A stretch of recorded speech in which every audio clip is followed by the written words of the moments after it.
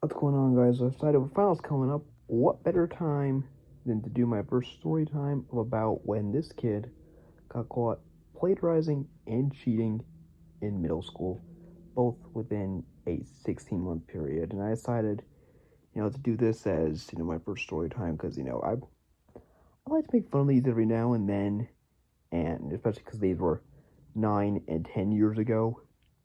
And so I decided, to put out story times just to diversify, my diversify my content pretty much.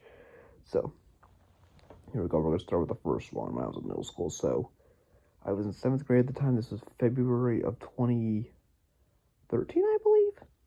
Yeah, February 2013. About 2 months before I turned 13. So I had just had a week where I was sick earlier in the week, and I had a quiz or a test in every class literally.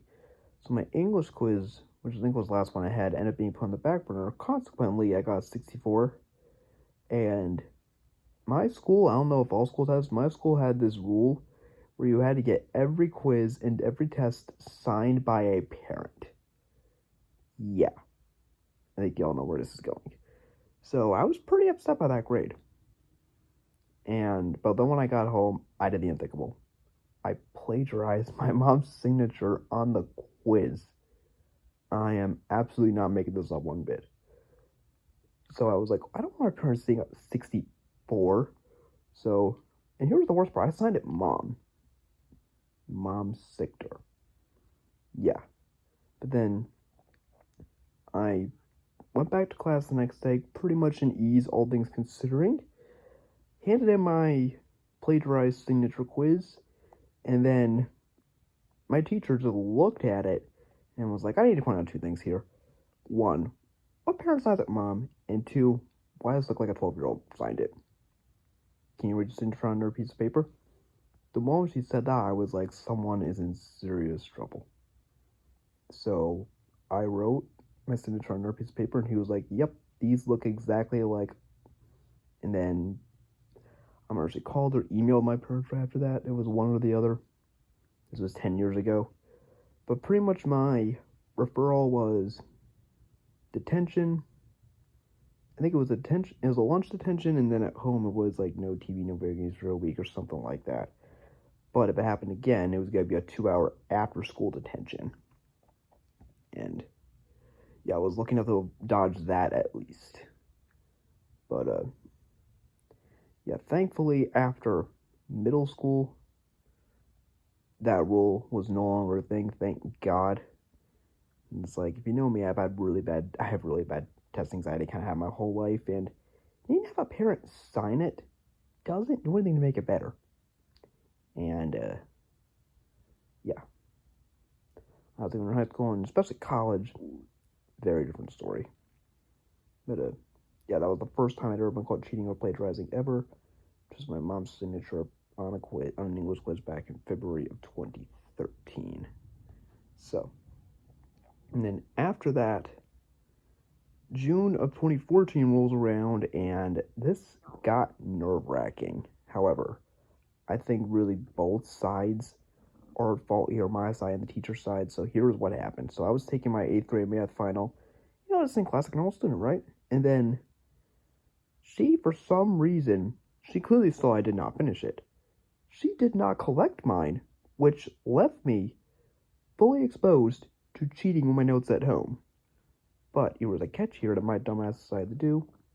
I changed about, let's say about maybe half of my previous answers, and then just used my notes to cheat to the rest of it at home with really, thinking I had no chance of getting caught.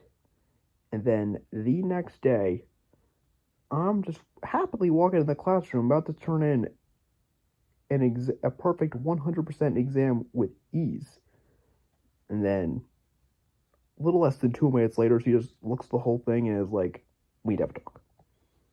And she said that I was in a lot of trouble, but I had two options.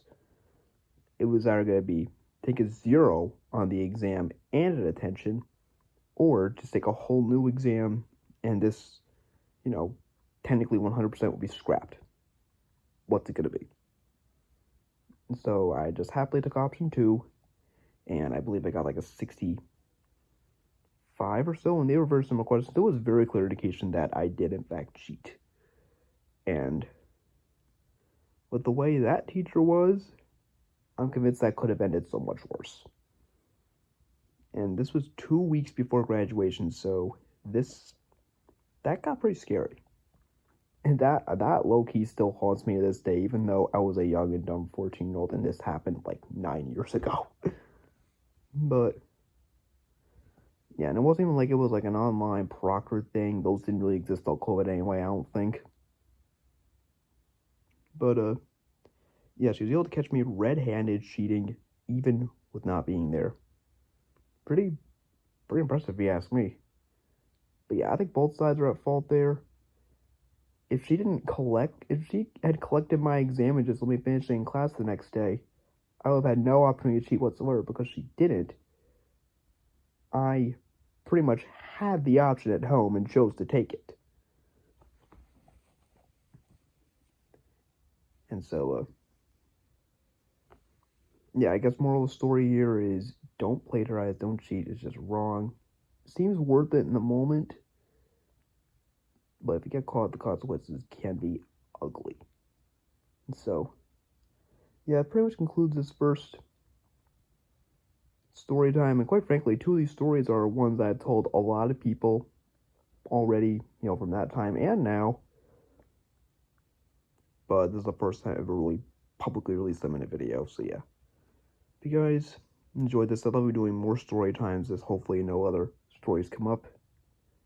Some are going to be a lot more positive than this, but I feel like it's sometimes fun to react on my young, dumb self. So, yeah. So, thanks for watching, and you guys enjoyed.